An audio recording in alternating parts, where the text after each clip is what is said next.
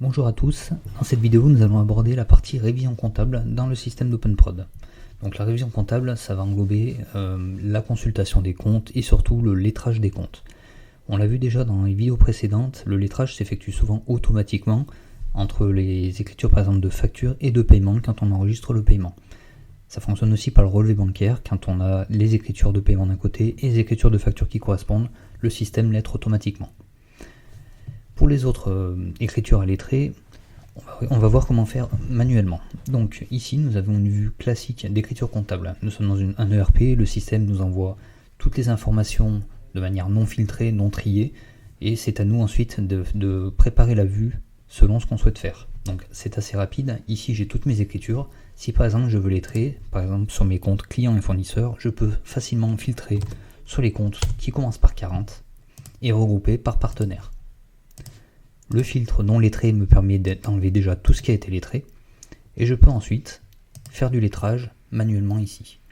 On voit par exemple ici que je pourrais lettrer ces trois écritures ensemble. Je sélectionne les trois écritures, action, lettrer, le système calcule et m'indique qu'il n'y a pas d'ajustement, je peux lettrer directement. Ici les écritures ont disparu, elles ont bien été lettrées.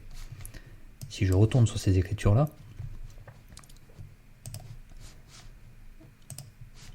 je peux voir ici à droite que les écritures ont un numéro de lettrage. En rentrant sur l'écriture, on peut aussi consulter le lettrage directement par le lien. Dans le lettrage, on retrouve donc toutes les écritures lettrées, la date de création du lettrage et de prise en compte du lettrage. On a aussi quelques informations supplémentaires sur la méthode de lettrage qui a été utilisée. Pour délettrer, je peux par exemple annuler le lettrage depuis cet écran ou depuis les écritures comptables directement. En sélectionnant une écriture, action, annuler le lettrage, on constate que j'ai délettré l'écriture. Ici, les deux autres écritures n'ont pas été délettrées, il y a eu un lettrage partiel d'effectué à la place. On voit ici que sous le numéro de lettrage, le nouveau numéro de lettrage qui a été créé, on a un écart qui correspond en fait au reste à lettrer de la première écriture qui n'est pas comprise dedans. Si à ce moment-là je resélectionne les trois, je pourrais relettrer en entier. Je vais annuler complètement mon lettrage pour montrer un cas de lettrage avec écart. Imaginons ici que je souhaite lettrer la première écriture de 100 au crédit avec la deuxième de 99 au débit. Si je lance mon assistant de lettrage, le système me remonte un montant à ajuster. Dans ce cas-là, je vais pouvoir choisir un lettrage partiel pour pouvoir finir mon lettrage plus tard ou de lettrer avec un ajustement. Le système va me générer l'écart automatiquement. L'assistant qui s'affiche me permet de paramétrer le journal, le compte à utiliser, avec une proposition automatique selon le sens de l'écriture, et de pouvoir mettre un commentaire, par exemple écart de règlement. Je peux également sélectionner la date de lettrage si je le veux, sinon elle sera automatiquement déterminée. Et je peux également passer une deuxième écriture de lettrage pour par exemple ajuster un montant de TVA, mais ça peut être aussi par exemple des frais, si je veux mettre par exemple des frais des commissions sur un écart.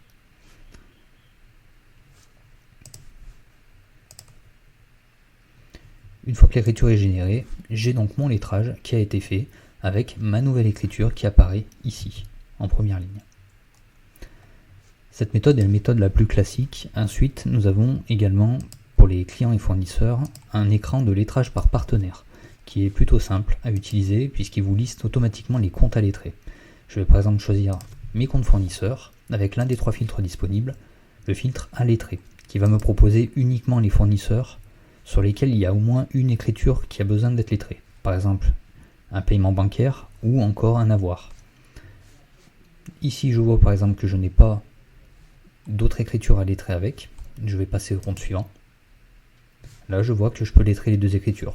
Je bascule les écritures que je souhaite lettrer dans le cadre du dessous, grâce aux flèches ici pour tout ajouter ou aux flèches au niveau des lignes pour le faire de manière individuelle. Et ici, je vois que dans mon lettrage en cours, mon montant d'ajustement est à 0 et je peux lettrer. Une fois qu'un compte est terminé, un partenaire est terminé de lettrer, le système nous envoie vers le partenaire suivant de la liste. Ici, ma liste est terminée, je n'en ai pas d'autres, c'est pour ça que je reviens sur le premier. Je vais faire ma partie client. De la même manière, j'ajoute mes deux écritures, je lettre, je passe au suivant, j'ajoute mes deux écritures et je lettre. Ici, pas d'écriture à lettré. Et ici, j'arrive au bout de ma liste.